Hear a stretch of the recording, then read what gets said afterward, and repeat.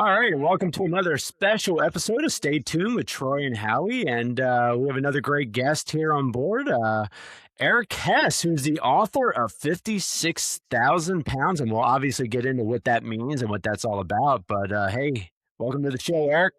Thank you. It's great to be here. It is, and I'm going to be honest with you, buddy, and I'm sure you know this because I've bugged you in the past about coming on, and I'm finally glad that you agreed to do this because even before you wrote this book, I always wanted to talk to you on the show about that traumatic event, and I always thought it would be a really good story, and apparently you do too now. So, as I'm saying this, Eric recently wrote a book, and it's now published and available on Amazon, and it's called 56,000 Pounds. And Eric, why don't you give us a little background on what that even means and what that's about?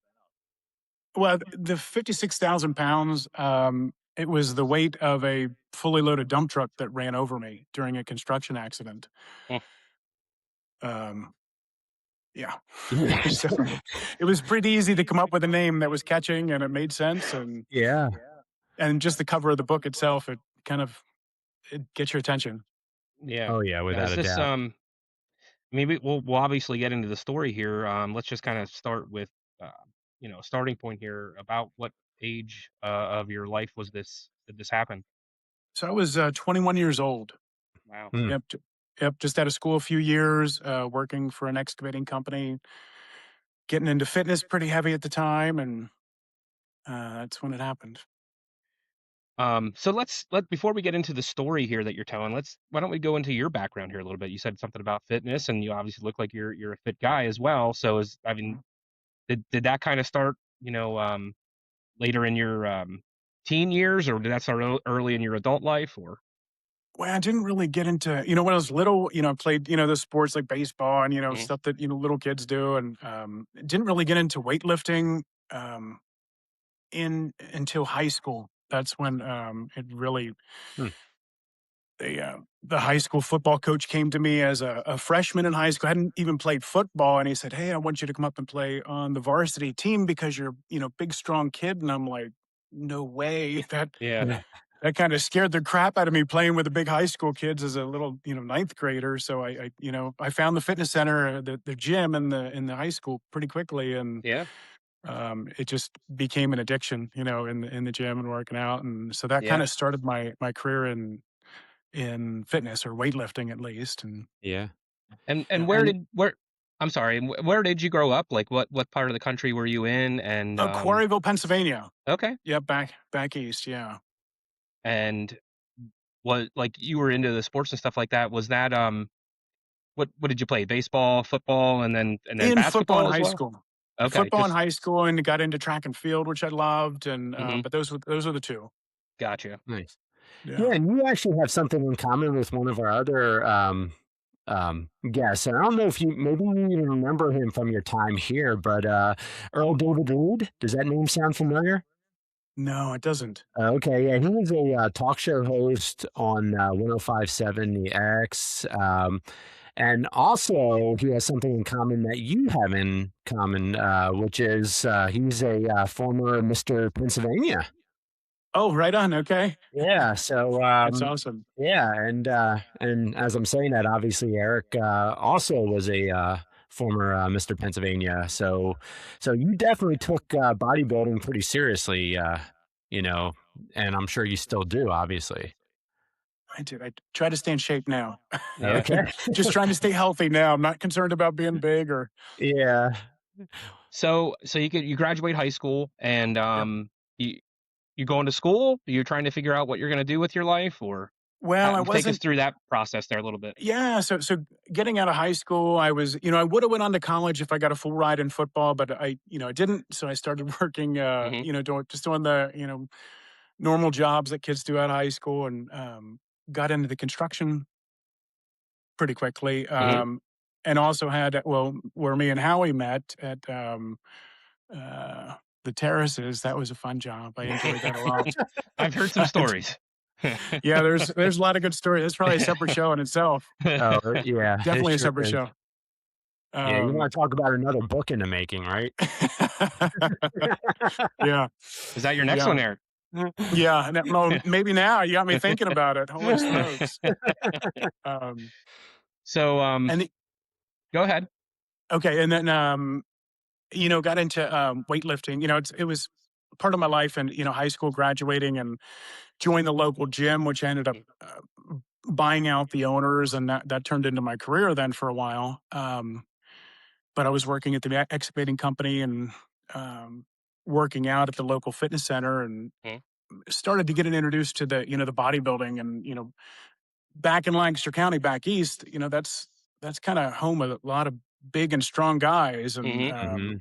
Mhm. York Barbell being so close, and Right. there's uh, lots around, so it was a kind of a natural thing for me to get into, and um, but working excavating first shift kind of took me into um, the next stage, which was the accident.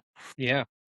So, as you're kind of, you know, going through that part of your life, are you still are you thinking like, hey, maybe this is what I want to get into full time, or are you still Yeah, that's thinking you're still exactly what I feeling it was out, thinking. or okay? Yeah, isn't it? Before the accident, I thought I had it all figured out. I was, doing a job that I loved. I Mm. was just getting into the demolition part of the excavating work, which I, absolutely loved. I thought, 10 years down the road, I'm going to be flying around the country, blowing up buildings, and Mhm. perfect life. Yeah. Stay, Yeah. um, and I love the excavating. I love, dirt and machines, and Yeah. it's just what I love. So I thought I had everything figured out at the time. Yeah. Wow. And then things made a pretty dramatic change for Yeah, him. they certainly did. Yeah. So, do we So, wanna touch on anything else, How before we Oh, kinda get yeah, into the no, story a little bit, yeah, or I say we get into the story a little bit because, let's take us back. When did that accident actually occur? What day? And I'm sure you know the date and everything by now. yeah, it's tattooed on my arm. So Oh, wow. that's, Oh, wow. um, yeah. So it was a 3/15 of '94, Okay. March 15th of '94. Okay, so wow. So it wasn't that long before the terraces, that you were there. So obviously you get up in the morning, you go out to the construction site, and yeah, I mean, what took place that caused this horrific accident? Like, whose error and whatnot? Yeah. So it was just a normal day. We were working in a town. It was Bainbridge, Pennsylvania. Mhm. Hmm.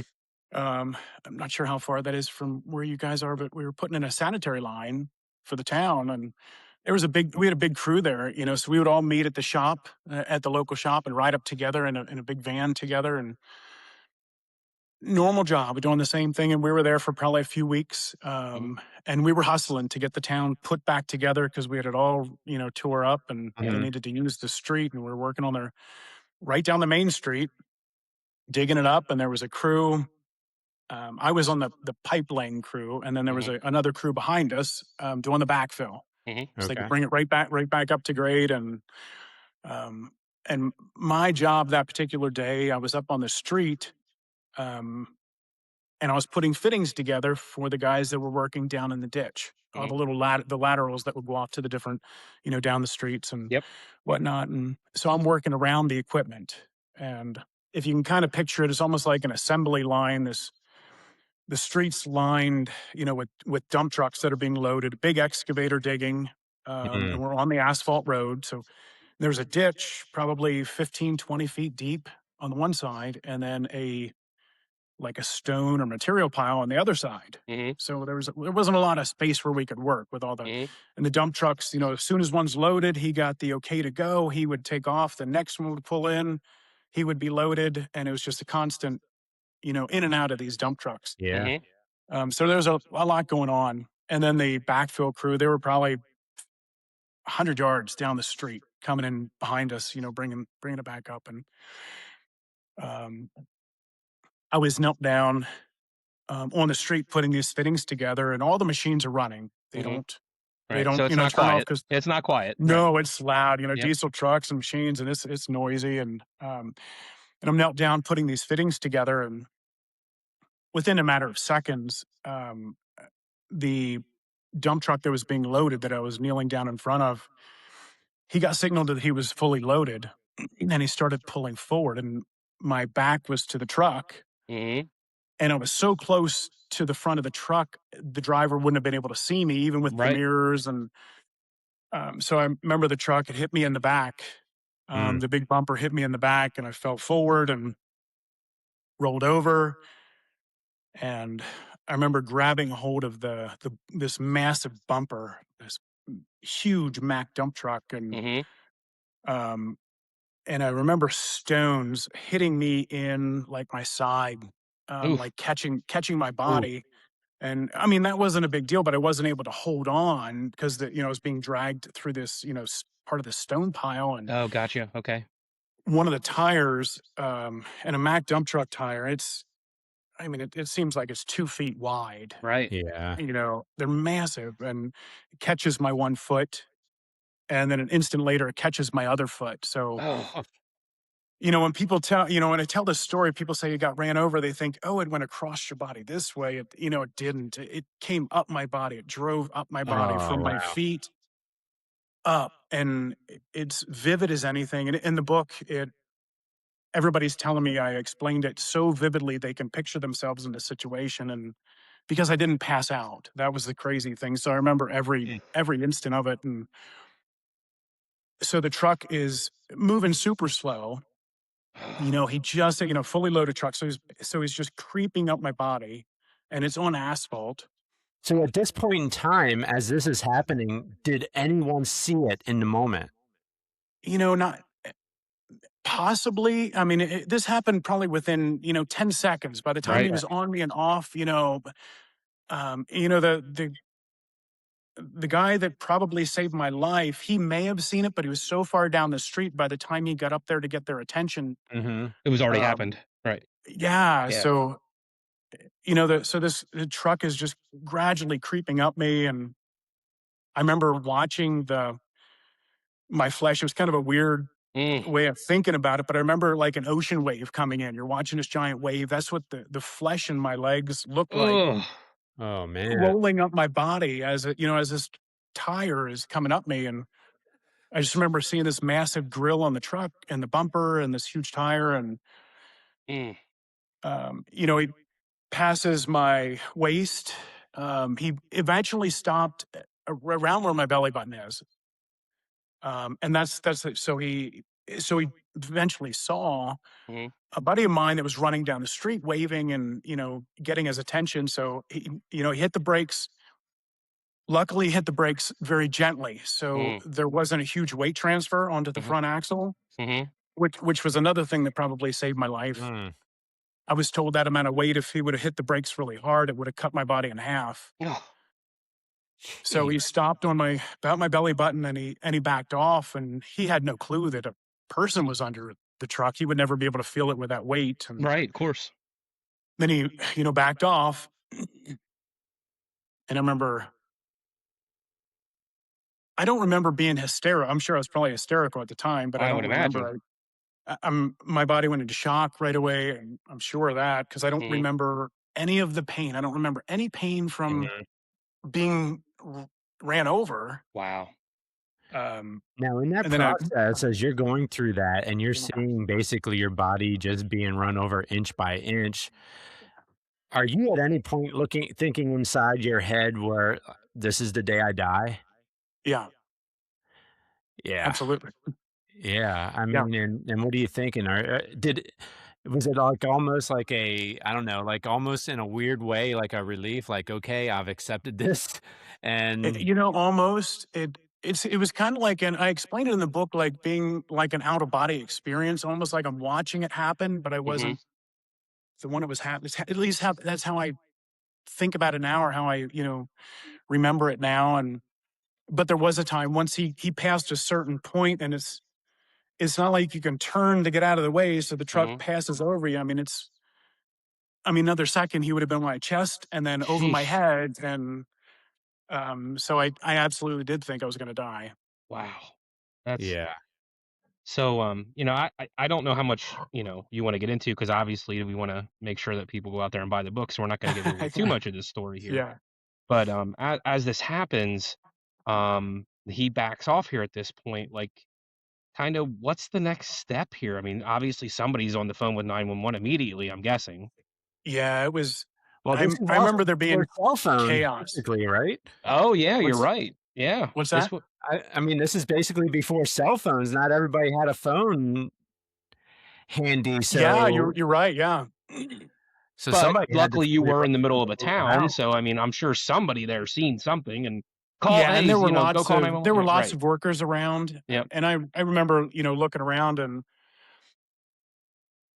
I won't I guess I shouldn't go into too much detail, but I remember looking down and I could move my arms a little bit, and I remember being able to turn my head, but that's it. I Mm, couldn't move anything else. yeah. Mhm.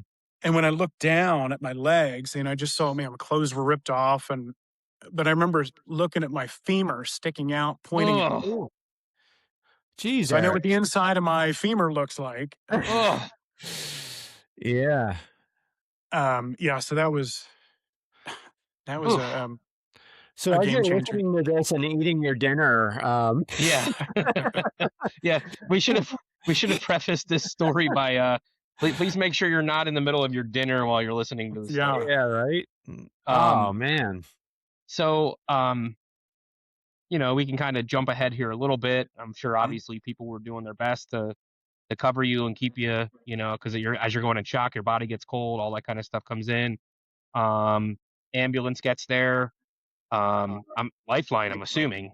Yeah, they were trying to medevac me, Yeah. but apparently I found out later that I guess there were 3 different helicopters that could have taken me to the trauma center. They're all in flight, so they had to take me by an ambulance. Oh, Oh my.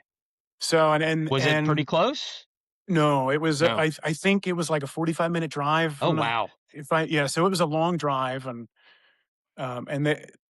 they had sent at least there was at least 2 guys out, so they were able to start injecting morphine right away, and Hmm. um, hmm. But you still at that point were not feeling anything. well, I remember the first pain when people ask me about pain. The first pain, even through the morphine, I felt the pain of them having to lift me onto my side to be able to slide Mm-hmm. the gurney underneath me, Mm-hmm. just because of all the breaks that I ended up getting from it. Yeah. Now we'll talk about that, I'm sure. Yeah. But I remember that being a very vivid pain. Mhm. Wow. So Yeah. how is there any point in this kind of where you do kind of lose a little bit of memory and you're kind of going based off what people told you, or you're No, alive and well, I mean not Well, I alive mean, but parts awake of it are and probably filled in. Like I don't remember my friend running down the street. I didn't see him because I was looking at this truck. right. But I was told, hey, your friend saw it. He was running down the street getting the truck to stop. So your mind kind of puts it together into an Right. image, and Yeah. Sure. so that's what I have But you now. remember the full transport to the hospital. Now, obviously, when you got to the Oh, hospital, absolutely, you have to get into surgery, and I'm sure they knock you out at that point. yeah. What Some Yeah. things are hospital so vivid. what hospital did you end up going to? They took me to Lancaster General. It was the Oh, only. It was the only, I guess, the trauma center that could handle the amount of trauma that I had, Hmm. okay. from my understanding. So Interesting, So wow. when that's probably all pretty blurry. Obviously, the time you get into the hospital and they knock you out. no, No, I remember, no, I remember all you that remember it up too. till the point they take you to the OR. Absolutely, yeah. I remember Oh being wow. wheeled into the OR, and I remember there was a sound. I think everything was enhanced. Absolutely everything was enhanced, and it's so vivid. And there was a sound that I heard in the ambulance, and to this day, I know I could, if I heard it, I would know exactly what it was. Hmm. It was almost like you've taken a utensil and hitting Mm. a cup or something. It was like a tinging sound. Hmm. And I asked the one paramedic, I said, "What is that sound?" And he said, "Oh, that's my colleague here. He's taking a scalpel and he's scraping stones out of your side. Mm. And they're the stones hitting the bottom of the ambulance, the metal floor. And those Mm. stones hitting that metal bottom of the floor, that sound is just embedded in my mind for some reason." And they're I probably think. thinking, "Just shut up, dude. You should be dead." Yeah. Yeah, I've heard that a I few mean, times. they Yeah. probably had to be thinking, "How is this guy talking to me right now?" Yeah, that's what I would be thinking. I mean, obviously, people go into shock and almost I don't know, I always think of like a gunshot victim. They don't even realize it's as bad as it is, but Yeah. somehow that adrenaline is probably keeping you alive in a sense. Mhm. Yeah. So, now these folks that you've interacted with, whether it was your coworkers or even Mhm. the ambulance crew or even the hospital staff, have you been in touch with them even like after the incident and got their version of what they witnessed and whatnot? Well, no, not really anybody from the I mean, this was, 32 years ago, Yeah. so this Mhm. is, no, I haven't really talked to anybody from the, the hospital or from the, the crew that I worked with. I tried to find, my one friend online. I couldn't even find him online. Mm. Oh. Yeah, but when I started writing the book, I did go back and I interviewed different family members and people that knew me from the gym at the time because I wanted a different perspective and to, jog a few different memories that I didn't have, but I wasn't able to get, some people. Hmm. So when you get to the OR, Mm. do you remember them telling you anything at that point, or do you only find out everything after you wake up?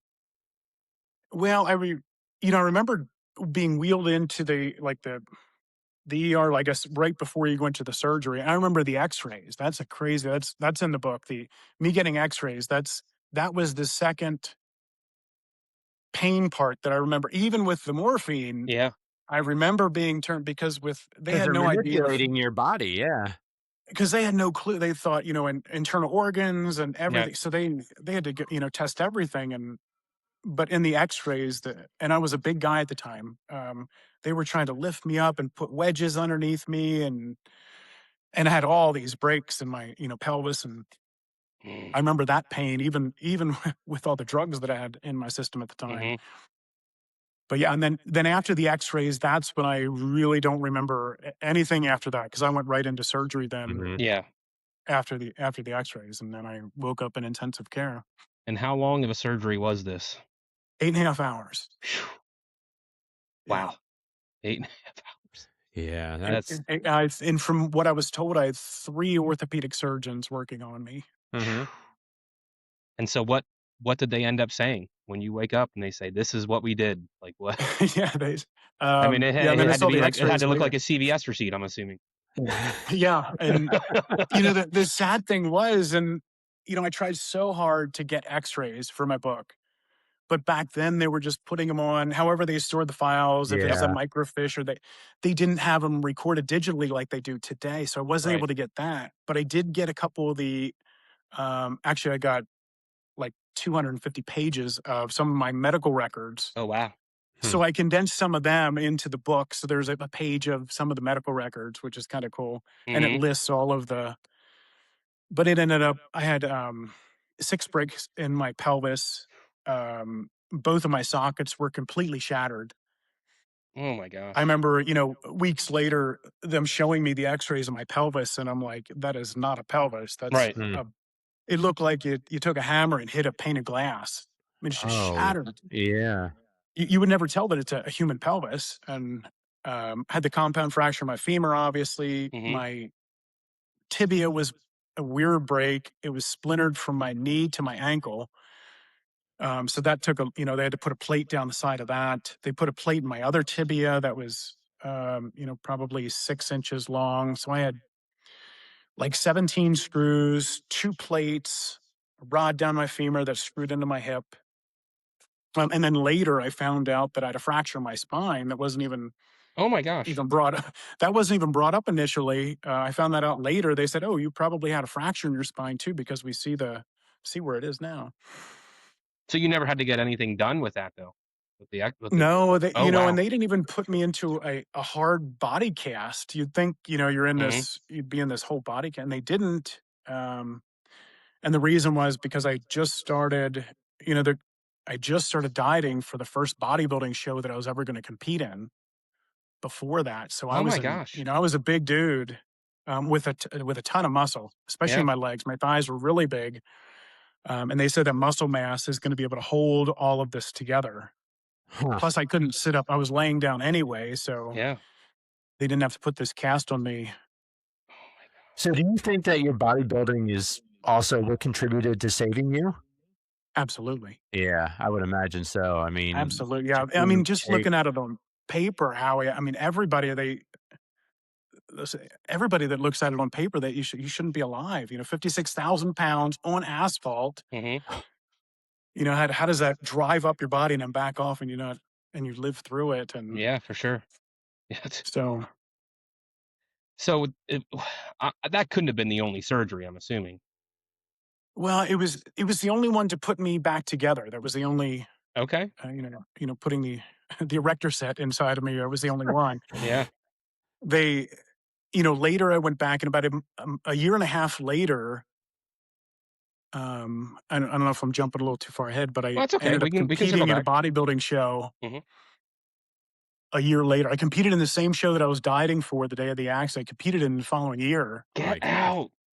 And so then the doc, I had another follow-up visit after that. And my I had one doctor that he was the only one that I remember being um he was the one that was telling me, you're going to be able to do whatever you want to do. Hmm. All the other doctors and therapists, they're like, you're going to need all new joints. Might not be able to walk, or you're going to need this, going to need that. You're not going to do this. But there was one surgeon that was positive that I remember. And he said, we got to take all this hardware out. He said, if you're going to go down this road of competing and weightlifting, he said, you're going to be working out one day and, one of these screws is going to pop through your skin because the body, your body rejects things that don't belong in there. And, Right. Yeah. Of the metal course. Yeah. didn't belong in there. So Wow. I went in, I decided to go back in about a year and a half later and have all the hardware taken out. Really? Now that's Hmm. interesting. I never even would have thought that. As a bodybuilder, I guess that does make sense that your body starts rejecting the bad stuff in your body, and Oh to the, yeah. to the point where, wow. So that idea came from the surgeon himself. Yeah. Yeah. He Okay. told me, he said, you're going to be working out one day and one of these screws is going to pop through your skin. Wow. So It's, you have no hardware in your body anymore. None. Well, actually, about 10 years ago, I went and had a hip replacement. So I do have Okay. But prosthetic hip in right not now. from that accident though. No, Wow. I was going nope, to it's say, been That's all. I'm shocked crazy. your hip wasn't fake in the first place 10 years ago. I I mean, have all the really. hardware, but it's in my safe in my the room. They let you keep it all? There's a photo of it. I have a picture of all the hardware. It's in the book. Awesome. Oh, Oh, that's that's so awesome. pool. That is Yeah. so So cool. Oh my God. How many pounds I did you was gonna lose build a after that little surgery? display and hang it on the wall at some point, but never Did Yeah. got to it. did they weigh you pre-surgery on that? Did they? Oh, before the medal and Yeah, then I'm after wondering the how medal. much weight you lost. Yeah, right? Yeah.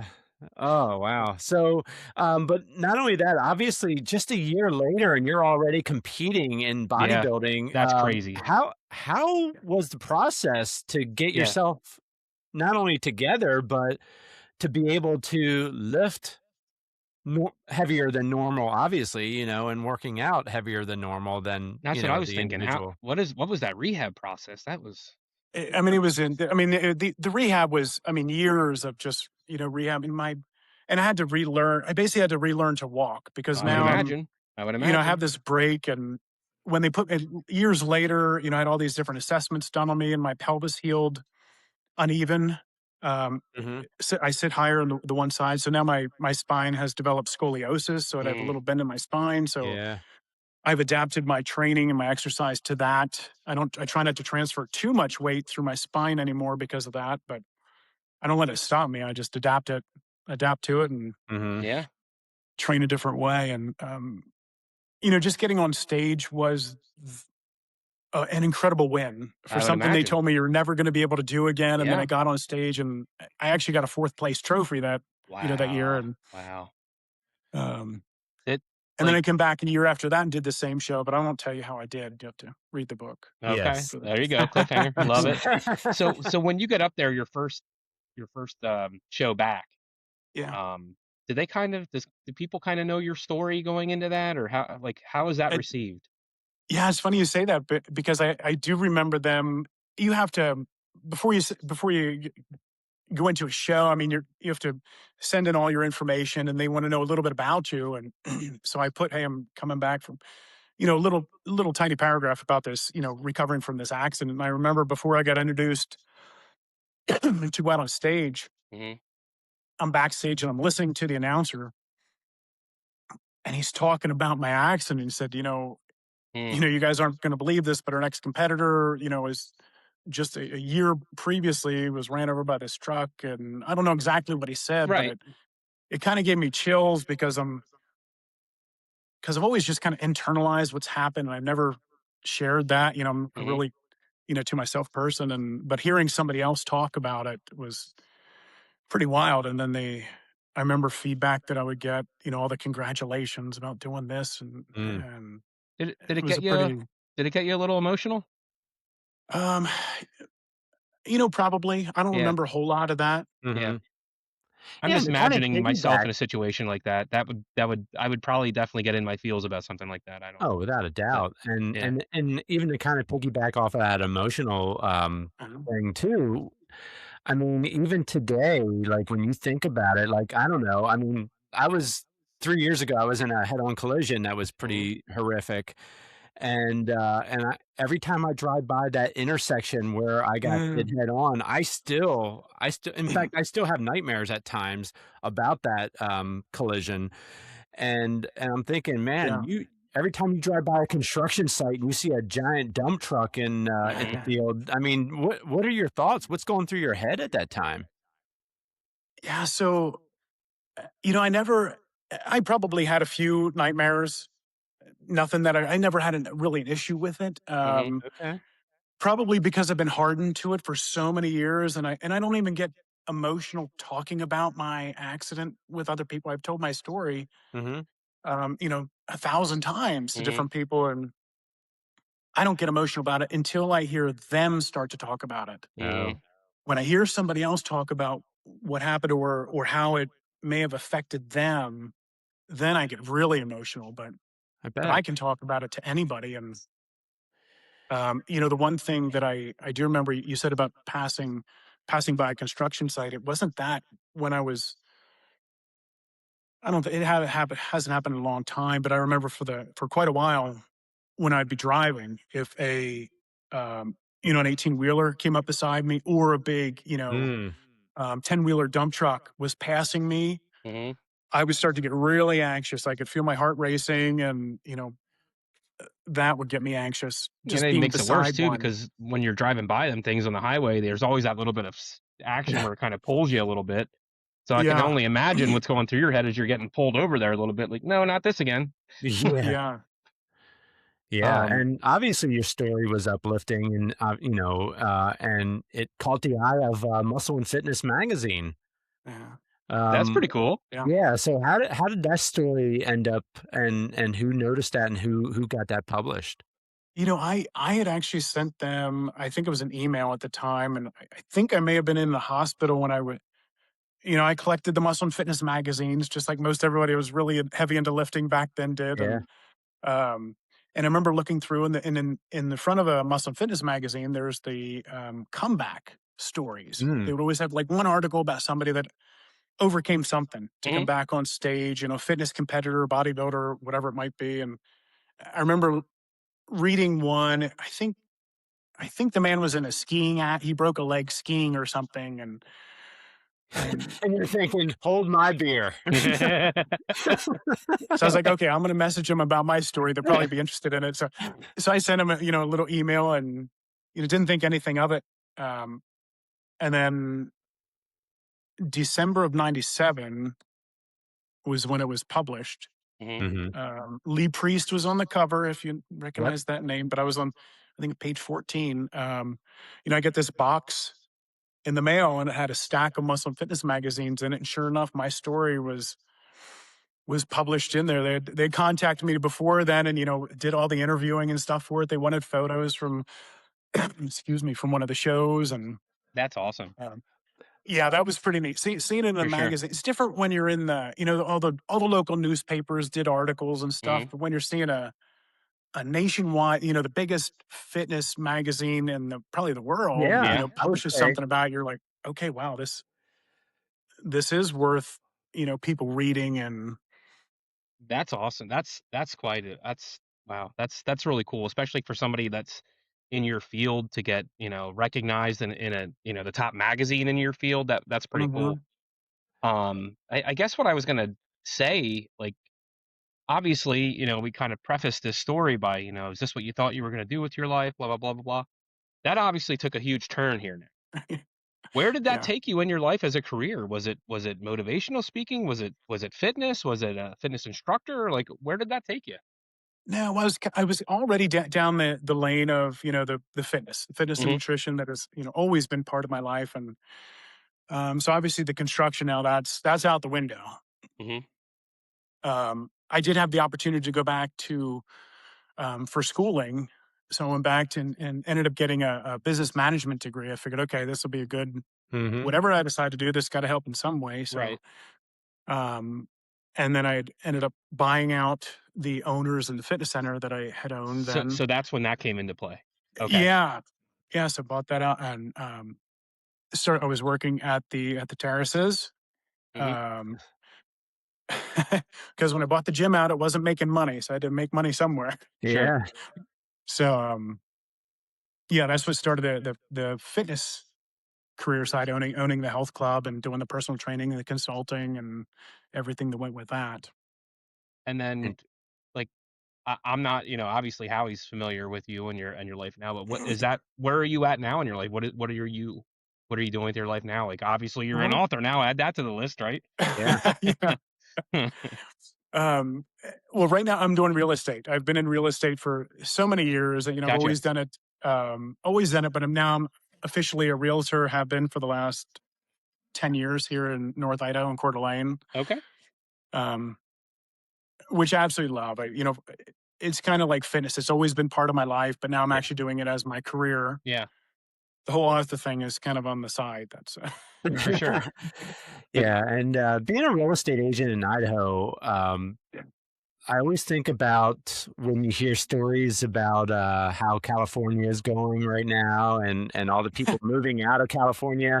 Are you yep, seeing? we're getting them. I was just gonna yeah. say, are you? Yeah, I'm sure you're seeing a lot of that, and are you dealing with anybody from the celebrity world when it comes to real estate out there? Not personally Okay, celebrities. I haven't had any celebrity clients. Um, there's lots of money out here, but and a lot of Californians are coming in with other states too. But sure. because we are so close to California and in Coeur d'Alene, if you don't know much about it, it's a destination city. Hmm. It's absolutely stunning out here. I've heard people describe it as what Lake Tahoe was maybe 50 years ago, that type of thing. Yeah, Hmm. It's still beautiful, still so much growth potential out here, but we're growing fast and we're always in the top, whatever publication you're looking at when you're with real estate, Coeur d'Alene always pops up in the top yeah. 5 places to live in the country. Oh And wow. it's beautiful. It It really is is. beautiful. I don't think I was ever in Coeur d'Alene, but 2 years ago I was on vacation. I went to Utah, and then I went a day to Idaho to Hmm. Bear Lake. I don't know if that's. Um, I'm not familiar with Bear oh, Lake. okay, yeah, it's right on the border. In fact, Bear Lake kind of it combines both Idaho and Utah. It's kind of right on the border there, and it's. Oh, okay. Southern. I'm way up in the panhandle. I can be in Canada in 2 hours. Oh, okay. And we're real close to Spokane, Washington. And I Yes. can be at the Spokane airport in an hour from my house. Oh wow. Okay. Very So cool. it's convenient. Yeah. It's really convenient. Definitely. So, so the real estate agent, or yeah, the real estate business, that's going pretty well for you. Yeah, it's going great. That's awesome. It's awesome to Yep, hear. love it. I mean, you finally deserve a little bit of a break after what you experienced, right? Oh um, It's man. traumatic in a whole different way doing real estate, Oh, I but bet. I bet it but has I its love it. I moments. really so do. so do you have the book on your business cards now? And no, I don't. I should put the QR code on There there you though. Yeah. go. Yeah, Right. for sure. You Actually, I need to just do that. got that QR code last week. So I There have you some go. flyers made up. Yeah. Oh, geez. Howie, if we could add that to the show when we produce it, that'd be awesome. Get that Yeah, most QR code added to definitely. that. Yeah, we'll obviously add the link right to the site. Amazon's the only place to get it right now. Like, are you doing Yeah. like signed copies at all? If anybody would want to do that, or Well, I'm sure I could work something out. Okay. So Yeah, just so if you're listening to what, the what show, just recommend that you heard it here and you would like a signed copy, and Eric will hook you up. yeah, Obviously, just you gotta pay so for the signed what copy. do you have like socials or something that somebody could reach out to you if they wanted to, or I actually put my email is in the book oh, in the perfect. back in the about the author section. Hmm. Mhm. Um, I wanted people to reach out to me, and I put in the very bottom my email. So That's awesome. I want to hear from people because getting all the I have a ton of trophies and stuff that I've won throughout the Hmm. years. Just Hmm. trying to think that winning something, or I thought that was the ultimate goal. Hmm. And Yeah. recently I've really discovered that it's not even close to when I get feedback from people about my story, how Yeah, it's of course. inspiring other Of people. course. Yeah.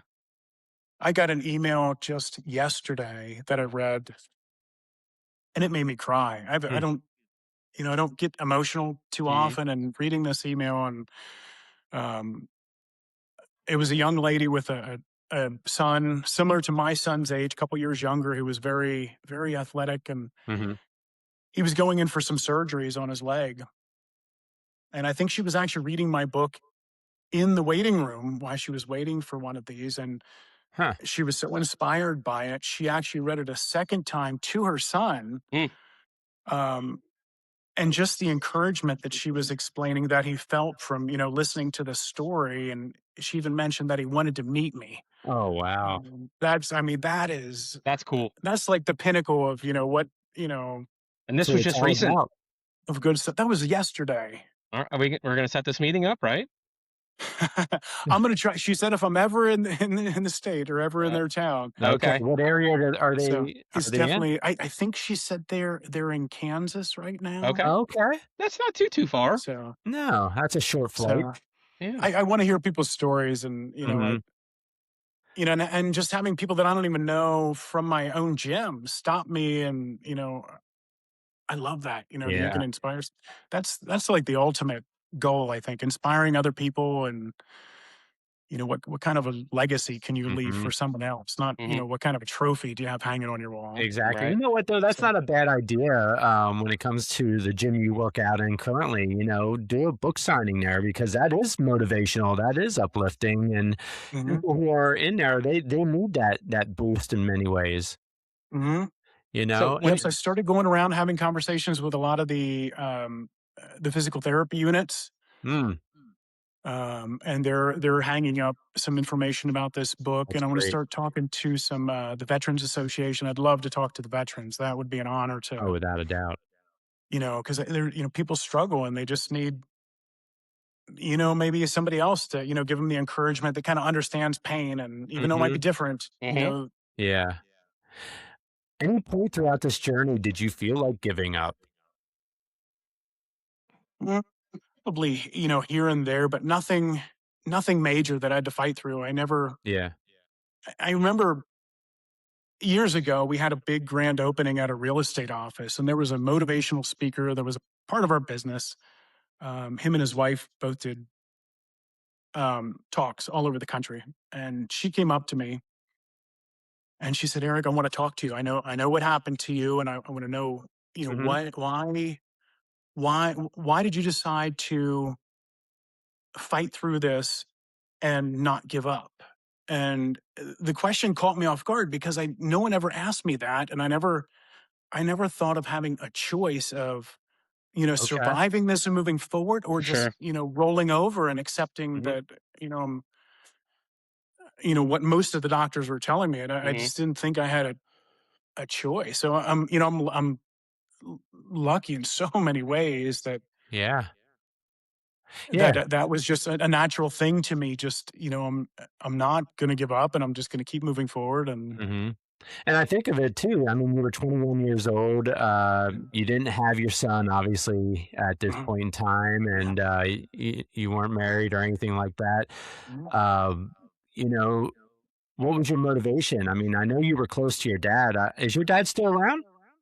He's not. He passed Hmm. Oh, sorry. away 10 years ago. Okay, Yeah. because I know you were pretty close to your dad, and, I'm sure that had to probably play a role into you continuing to fight for yourself. I'll tell you what, there's probably one of the most emotional chapters in my book is about my dad and him Hmm. Yeah. getting to meet his grandson. It's a Oh, pretty, that's awesome. yeah.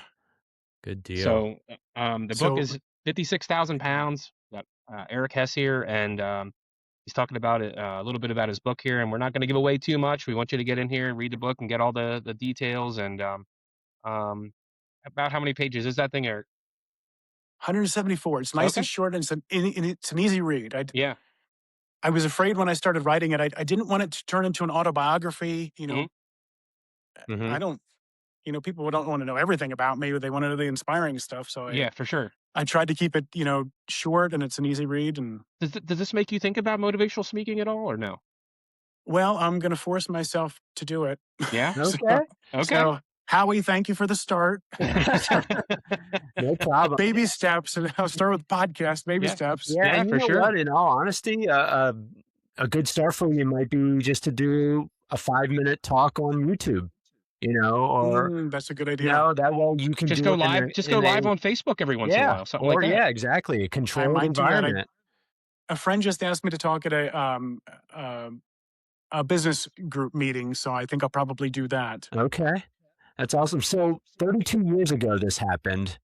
Mhm. Yeah. Why write the book now? Well, the crazy thing was I just switched doctor's office. I switched to a wellness doctor, progressive type medicine because I'm always looking for ways to help manage pain and feel better. And so this was 12 weeks ago. I Okay, went to a new doctor, and whenever you go to a new medical facility, you always have to fill out the history. And when I get to that, I just, oh my gosh, we'll discuss is all I write because yeah, there's not enough pages to write everything. So I just no, put, we'll discuss. And, so I'm telling him this story as we're having our meeting. And um, he said, I got to read your book. And that I've heard that so many times from different people and lots of medical professionals. I got home and I'm like, okay, technology's on my side now. I can basically dictate my whole story. I don't have to do it, sure, pen and paper. Mhm. It was that night I started. Every night I stayed up hours. You know, After my son went to bed, I would get up at 4 a.m. in the morning, and I would be working on it constantly every day until it was released on Amazon. And that was, it's been 12 weeks from the time I started writing to the book being out. hmm He was so I actually shook his hand and thanked him for the for pushing me over the edge Mhm. just the other day. That's wow, awesome. it That's is. I mean, it's gonna send you down a whole other another path of your life. I mean, now you're gonna have all kinds of tags on your Eric Hess, and then it's gonna it's like you're gonna have like all these Realtor. yeah, exactly. I did change that on my Facebook. I put realtor and author. Yeah. So, Nice, I mean, nice, realtor, author, bodybuilder, construction, business so, owner. I yeah. mean, now we're gonna add motivational speaker to the list. I mean, this is gonna be crazy. so Um, we'll see where it goes. We'll see what doors open up. I'm Yeah. Absolutely, yeah, excited to see what happens. Yeah. yeah. I mean, the journey you were on, and to come out of it the way you have it really is an inspiring story because that Mhm. I mean, I could see so many people just like how he said, a couple minutes ago about just giving up and just Mhm. poor me and blah blah blah, and and just Yeah. I guess I'll just live the rest of my life in a wheelchair or whatever, and you know what I mean? Like Yeah. that could Mhm. happen to so many people, but to hear the way you pulled yourself through that and the Mhm. motivation that you had, it helps people. It really does. It's a helpful Mhm. thing to see somebody was in a situation similar to mine, obviously maybe not run over by a dump truck per se, but something dramatic happened in their life, and it's easy for them to just throw in the towel and say, "Hey, this is the life I was handed. I guess I'm just gonna deal with it." But you can take steps to make that change and Mhm. to put yourself in a better position. So, Yeah. You can. Life is so precious, and you only get one. yeah, Yep, you got it. So I was And I was fortunate to get a second shot at it. So and the Yeah. fact you didn't listen to just everybody who said, "Hey, you're never gonna walk again," or "You're never gonna be able to do this again." It's like, yeah, no, I think I can make this work, yeah, and obviously you were able to, and yeah, I mean the fact that you're even sitting here today and talking about it 32 years later is just amazing in itself because Really is. yeah, I'm hoping what I would like to see is somebody from that paramedics crew reading your Mhm. book, or Yep. somebody from the hospital that was actually there during the surgery reading your book and was like, "Hey, wait a minute, I was there. I I have saw a. that."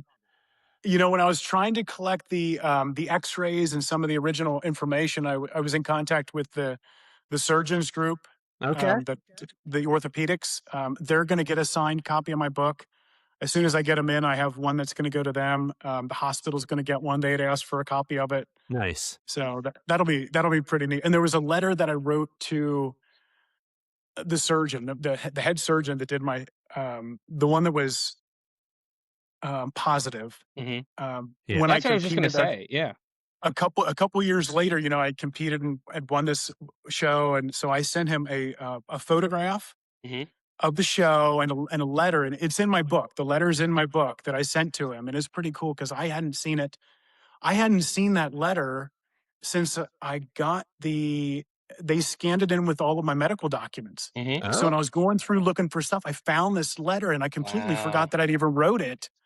And I'm like, "Oh my god, this will be great for my book." A Mhm. letter that I wrote to my surgeon, 3 years later, thanking him for putting me back together, and Yeah. Mhm. thanks for the encouragement, and this is what Mhm. I did. Yeah. Well, So, that's that what I was was gonna pretty cool. I'm glad you brought that up again there because I mean, that's it's funny. You had a surgeon that helped push you through and get you to the point where you Mhm, are, able to compete again and walk and just kinda live a normal life at that point. mhm, But then you also have the doctor now just, whatever, a year ago or so or whatever, and inspires you to write a book. So you mhm. 2 doctors at different points in your life, like, totally really, sent you Yep, down a different path. That's pretty cool. Mhm. yeah. So, Yeah. maybe they're not all quacks. That's right. That's right. Wow. Well, um, I don't want to spoil too much of your story, obviously. Exactly, yep. So, but definitely, guys, what a motivational story, um, and I hope that everybody listening to this goes out and gets the book because it is his story is amazing. It's called 56,000 Pounds. It's by Eric Hess. You can get it on Amazon and also Kindle. You said right. Mhm. Yep. Very cool. So yeah, so congratulations for Yeah. getting that book done, and man, I look forward to hearing some of your Congratulations on stories. everything. Yeah, yeah, Thank you so definitely. much. I Yeah. appreciate it. Yeah, absolutely, Eric. Hey, take care. Thanks for joining us. And like Howie said there, everybody go purchase his book on Amazon. 56,000 pounds. We'll say it one more time. Eric Mhm. Hess. Appreciate everything, all your time, and best of luck in your future journey here in your next book. Thank you so much. I All right. appreciate the Yep. time. Take care. Sure.